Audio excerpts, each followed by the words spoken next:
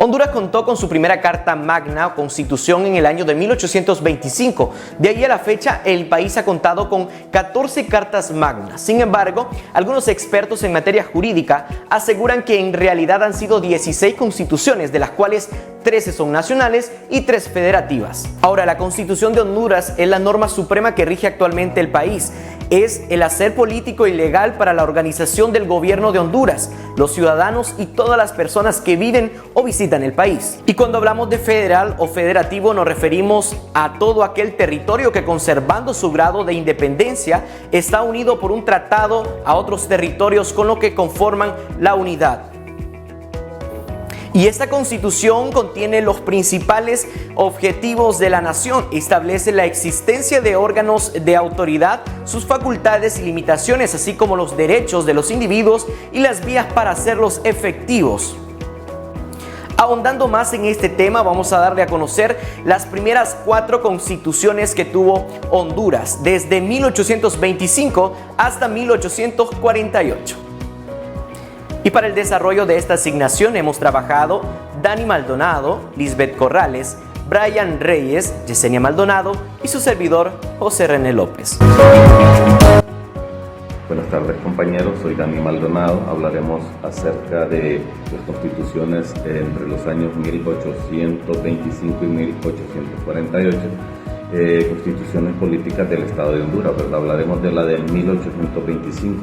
Esta es la primera constitución del Estado de Honduras, ¿verdad? Fue jurada en Comayagua el 11 de diciembre de 1825, donde se proclamaba al Estado de Honduras como un país libre e independiente de toda potencia o gobierno extranjero y que jamás será patrimonio de ninguna familia ni persona. Esto lo dice en su artículo 1 de esta constitución. También hablaremos un poco acerca de la Constitución Política del Estado de Honduras de 1831. Esta constitución no tuvo vigencia debido a las guerras civiles, ¿verdad?, de la época. Se sigue la misma modalidad del Estado federal. También hablaremos un poco acerca de la Constitución Política del Estado de Honduras de 1839. El 7 de octubre de 1838 se instaló en Comayagua una nueva Asamblea Nacional Constituyente y el 11 de enero de 1839 se emitió una nueva Constitución Política. Era la primera constitución hondureña como un estado desligado de la federación. Por medio de un decreto de gobierno, declaraba que el Estado de Honduras lo componen sus habitantes, es libre e independiente, su soberanía reside esencialmente en todo él y por lo mismo le pertenece exclusivamente el derecho de establecer sin sujetación alguna sus leyes fundamentales. Esto lo establece su artículo 1 de esa Constitución. Luego veremos, ¿verdad?, que en la Constitución Política del Estado de Honduras de 1848, el doctor Juan Lindo sucedió en la presidencia del Estado de Honduras al general Ferrera. El 12 de febrero de 1847 convocó a una constituyente e inició sesiones el 11 de diciembre de 1847. De ahí se emitió una constitución el 4 de febrero de 1848. La determinación del territorio era igual a la Constitución de 1839. En la Constitución de 1825, ya como una segunda diferencia, se tenía como pauta la organización del Estado de la Federación con los poderes legislativo, ejecutivo y judicial, pero además estableció un consejo representativo que eligió como primer jefe de Estado al licenciado don Dionisio de Herrera. Luego hablaremos de la Constitución de 1831. Se tienen los mismos poderes, el legislativo, el ejecutivo y el judicial. Esto lo muestra en su artículo 26. Los mismos derechos y libertades de los habitantes que ya se habían establecido en la Constitución anterior. La forma de gobierno era republicano, popular y representativo. Se ejercía por poderes distintos entre sí, ¿verdad? El legislativo, el ejecutivo y judicial no tenían interrelación o poder sujetarse uno al otro. En la Constitución de 1848, el poder ejecutivo lo ejercía un presidente de Estado, que debía resultar electo por mayoría absoluta de votos. De lo contrario, la Cámara reunida en Asamblea General, lo elegían entre dos o más que hayan obtenido mayoría de votos. Como tercera diferencia, diremos que en la Constitución de 1825 seguía existiendo el bicameralismo, pues establecía que además de la Asamblea del Estado, había un Consejo de Representantes, quienes eran elegidos por sus respectivos pueblos. Tenían atribuciones legislativas ya que sancionaban las leyes de la Asamblea del Estado. En lo que es la Constitución de 1831, en su artículo 31 lo establece, que la Asamblea del Estado se compone por ahora, según su población, de 11 diputados, los cuales serán electos en las cabeceras y por los mismos pueblos, que se ha hecho en las asambleas anteriores. Diremos que en la Constitución de 1839, en esta Constitución se volvió al sistema de Senado, que consistía en un senador propietario y un suplente por cada departamento. Estos debieron cumplir ciertos requisitos, como ser edad, vecino del departamento, poseer un capital o ser licenciado de una facultad. En la variante en cuanto al territorio, que consistía en que ya no se debía o ya no se decía que correspondía al obispado de Honduras, sino que al gobierno español. Por primera vez se señalaban los límites. En la Constitución de 1848, el poder legislativo del Estado se ejerce por dos cámaras, una de diputados y otra de senadores, elegidos en los términos que se ha dicho. Serán independientes entre sí y se reunirán sin necesidad de convocatoria del 1 al 15 de enero de cada año. Sus sesiones ordinarias no pasarán de 40 y podrán tener sesiones extraordinarias cuando sea convocado por el Ejecutivo, en cuyo caso se ocuparán de la causa o causas que motiven esta reunión. Esta es mi participación, sigue mi compañera Lisbeth. Fue un placer poder estar con ustedes. Muchas gracias. Muy buenas tardes, abogado y compañeros. Sigo con la temática de las comparaciones de las constituciones. La Constitución de 1825 velaba para que se cumpliera la Constitución, ya que se sembraba una semilla de discordia con el gobierno federal. Establecía que la Asamblea, una de las atribuciones que tenía era reclamar las leyes que perjudicaran al Estado o que se opusieran a su soberanía e independencia.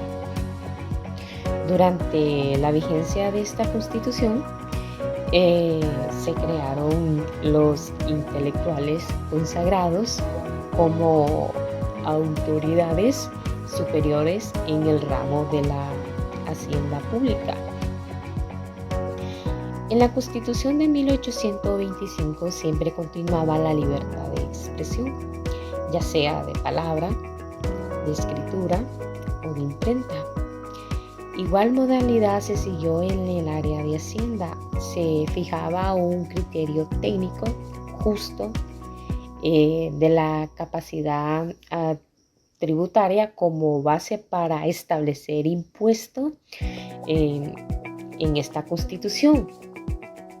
Y en cambio, en la Constitución de 1839, los derechos y garantías eran los mismos que en las constituciones anteriores y además consagraba el principio de anualidad para el presupuesto de gastos.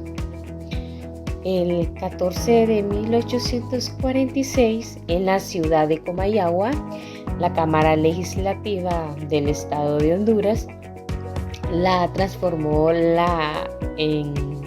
la Academia de Literatura, Posteriormente, mediante el decreto 13 de septiembre de 1847, en el gobierno presidido por el doctor Juan Fernández Lindo, fue convertida en universidad, cuyo estatus fueron aprobados por la Cámara del Senado, y el 1 de julio de 1850, con la reforma liberal del doctor Marco Aurelio Soto y Ramón Rosa, la universidad experimenta un significativo cambio como la universidad universitaria.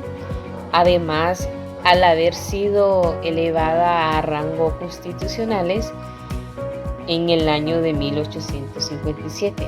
En esta última constitución de 1848 se crearon la Dirección General de Hacienda Pública e Intelectuales en los departamentos.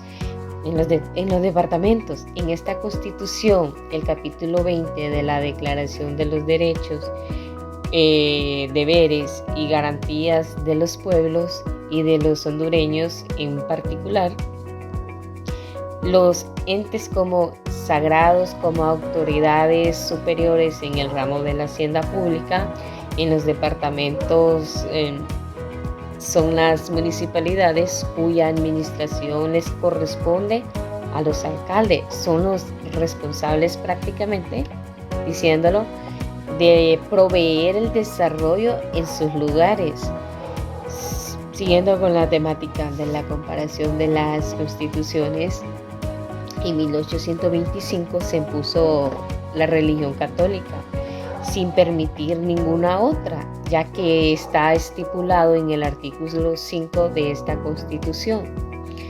Es precisamente por eso que el flujo territorial del obispado en esta primera Constitución de Honduras estaba llena de declaraciones idealistas y de principios morales y de religiosos.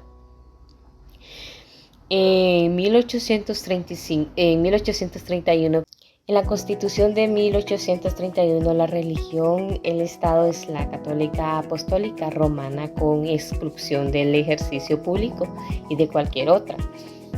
Defenderla y sostenerla es un deber del Estado.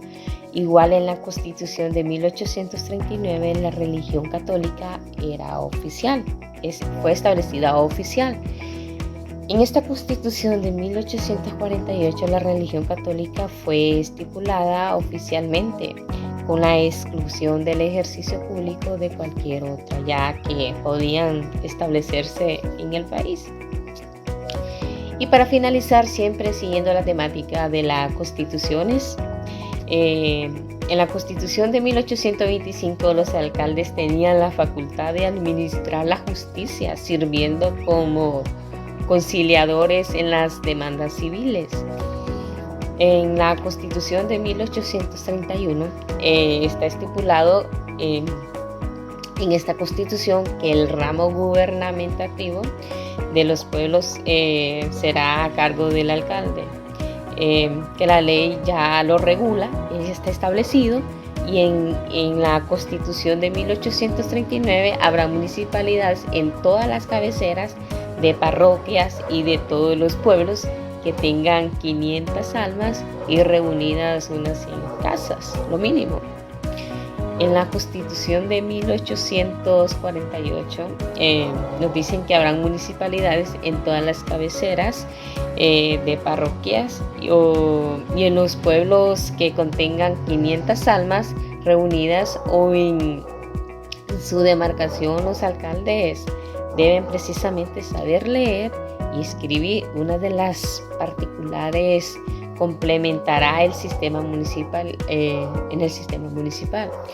Como dijimos anteriormente, uno de los requisitos que establecía esta última Constitución es que las personas que querían optar por ese cargo, lo más primordial que ellos tenían que saber era leer y escribir, porque era injusto, y es todavía injusto, que lleguen personas y todos tenemos derechos.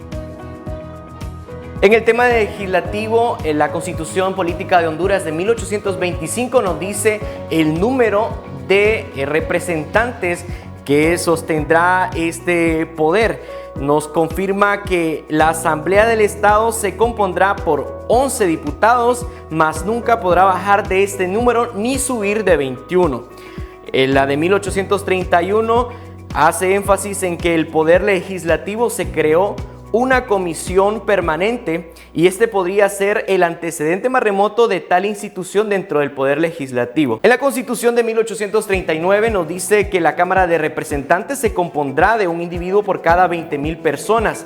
Es como ahora en la actualidad, tantos representantes del departamento son elegidos como diputados. Y en la Constitución de 1839, la Cámara de Representantes se compondrá de un individuo por cada 20,000 personas y mientras se forman con datos positivos, la estadística nombrará el representante por cada departamento de los que en ese momento se habían reconocido, que era Comayagua, Tegucigalpa, hoy conocido como Francisco Morazán, Santa Bárbara, Lloro, Gracias, que hoy es conocido como Lempira, Olancho y Choluteca. En la Constitución de 1848, como lo mencionó nuestros compañeros, en ese entonces existían dos cámaras, o sea, el bicameralismo, que es un sistema de representación política del poder legislativo, tanto de senadores como de diputados.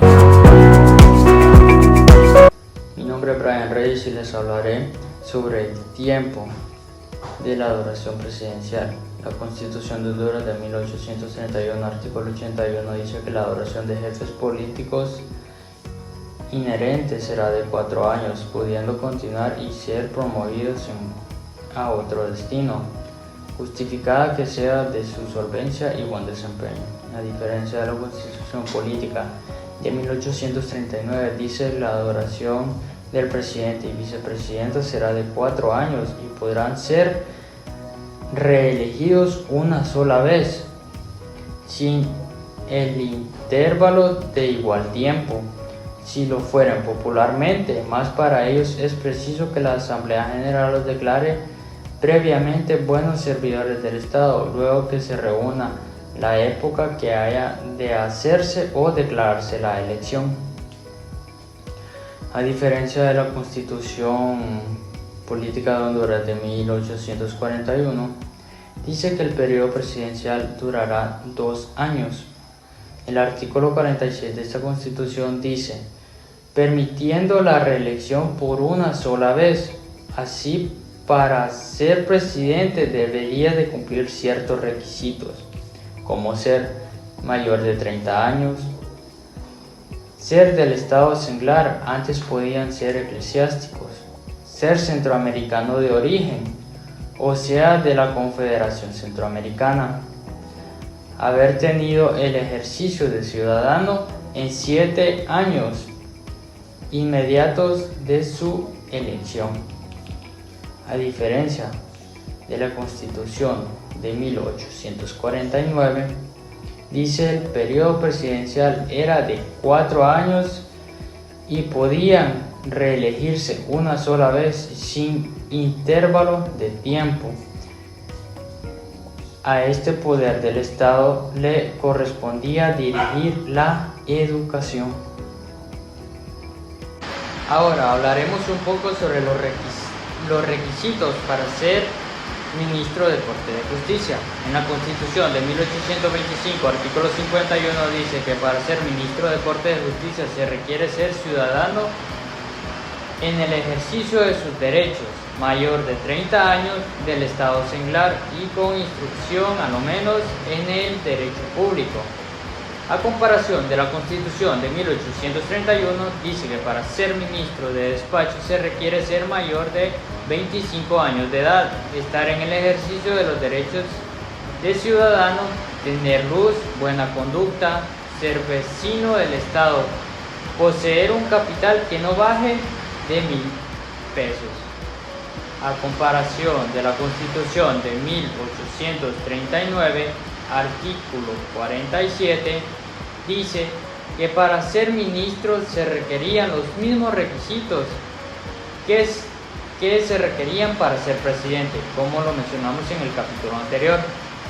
En la Constitución de 1848 dice que para ser ministro de despacho se requiere ser mayor de 20 años de edad, estar en el ejercicio de los derechos ciudadanos, tener luces, buena conducta, ser vecino del Estado y un capital que no baje de 1.000 pesos, al igual que en la Constitución de 1831.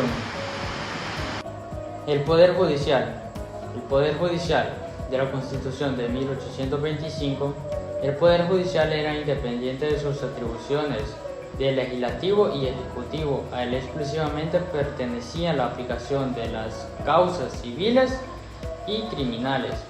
A comparación de la Constitución de 1831, el Poder Judicial era independiente en sus atribuciones. A él solo pertenecía la aplicación de las causas civiles y criminales. Al igual que en la anterior,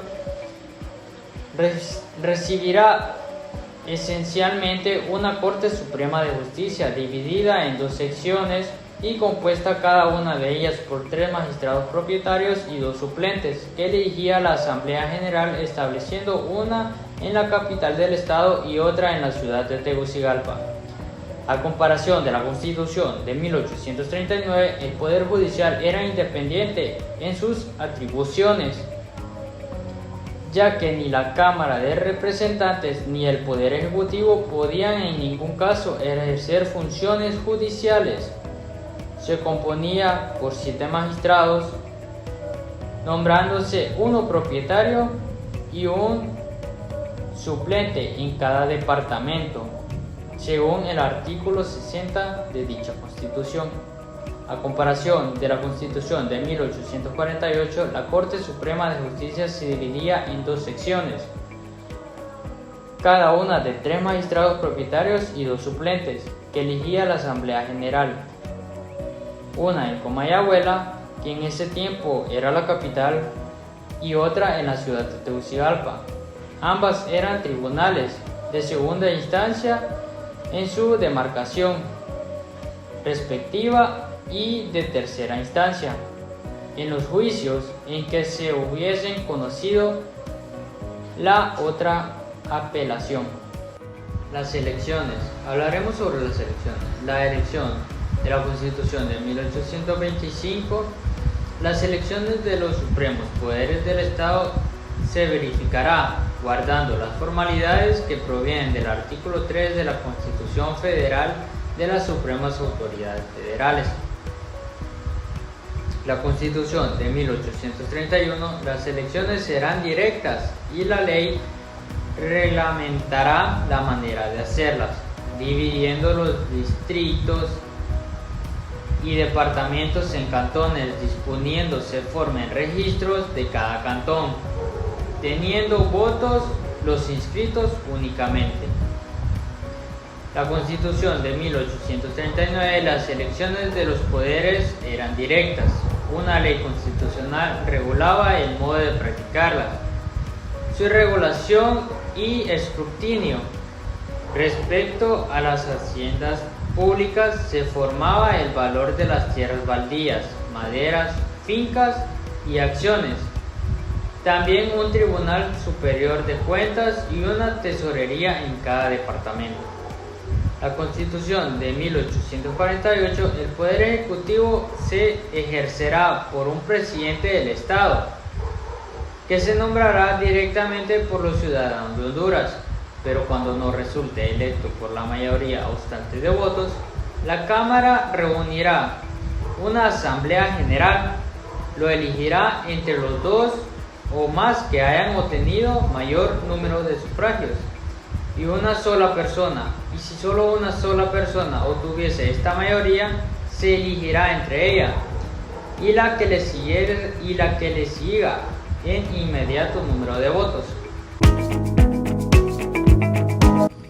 Haciendo énfasis en las constituciones ya antes mencionadas, también podemos decir que ninguno podrá ser preso si no es por delito que merezca pena más que correccional, y en ningún caso sin previo mandamiento por escrito de un juez competente.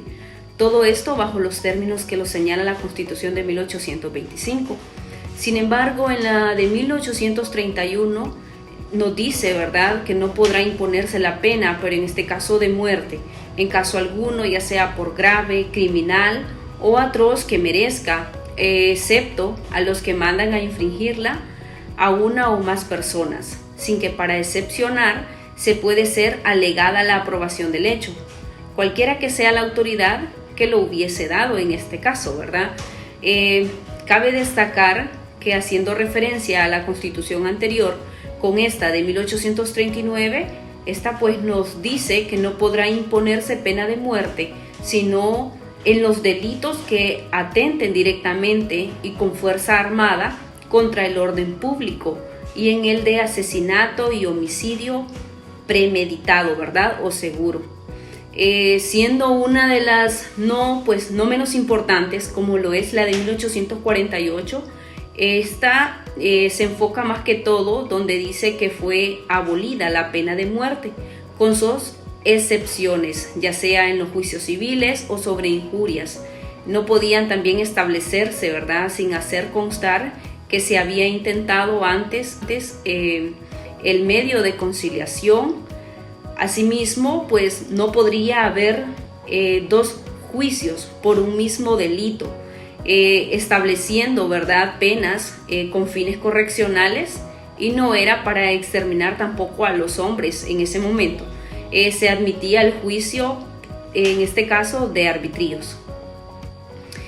Siguiendo en otra comparación con estas constituciones, nos dice, ¿verdad?, que el Estado no podrá sufrir alteraciones en aquellos artículos que no tengan una relación inmediata con los de la Federación, sino es hasta pasados 4 años de hallarse en práctica y en los que tengan en ningún tiempo. Como antes mencionábamos, ¿verdad?, una comparación con la de 1825, en este caso con la de 1831, nos dice que ninguno de los artículos pues podrá reformarse ni adicionarse antes de que pasen 6 años. Pero si los actos decretados por la Dieta de Nacaome se aprobasen, ¿verdad?, por los estados como ser de Nicaragua, El Salvador, y a consecuencia de esta reunida, ¿verdad?, que sea la Asamblea Nacional Constituyente quien pueda decretar la Constitución que haya de regir a la Confederación, según la legislatura ordinaria, ¿verdad? Esta pues es la encargada de convocar a una Asamblea Constituyente para que la acepte o ya sea la modifique. También a la vez la represente como Constitución en la parte que únicamente llegue a oponerse a aquella.